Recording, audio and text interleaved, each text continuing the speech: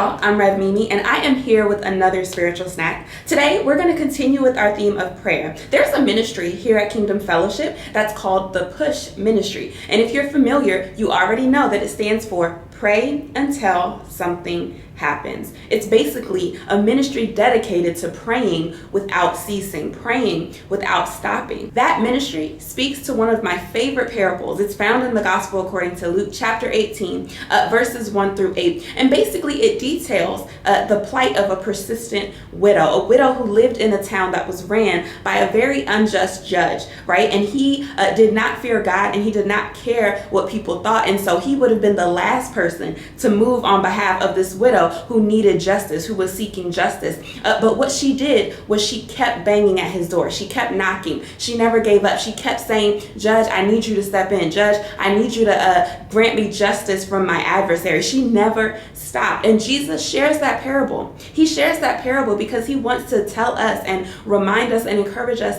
to pray without ceasing, to pray until something happens. As you all are beginning this next year in school, as you all are finding and adjusting to the new ways of learning, the new ways of education, it's important to also never stop praying. Ensure that as you are developing and honing the practices that will help you to excel in school, the practices that will help you to excel in your career, that you're also practicing the gift and the power and the persistence that comes with prayer. And I know that sometimes this can be tricky, this notion of praying until something happens, because at a certain point it can start to feel like, why am I still praying? Why am I still believing God is going to move when he hasn't moved yet? Why am I still expecting God to show up when God hasn't shown up yet? But the fact of the matter is, just because you don't see God moving does not mean that he's not moving. Just because you haven't heard the answer does not mean that God does not have one for you. It's just that he's moving on God's time.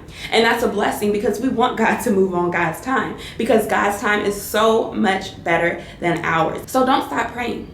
Don't stop praying just because you don't see, just because you don't understand, just because you don't hear. Understand that God is still moving, whether or not you are able to witness the way that he's moving at this present time. He's still moving. He loves you. You are his child, and he's not going to give up. And as long as we are persistent, just like that widow was in the parable that Jesus shared, as long as we are persistent, we can trust and believe that God will show up on our behalf, that he will fight our battles, that he will move mountains just so that we can win. And I pray that that encourages someone, because I truly believe that prayer is the most powerful weapon that we have in our arsenal.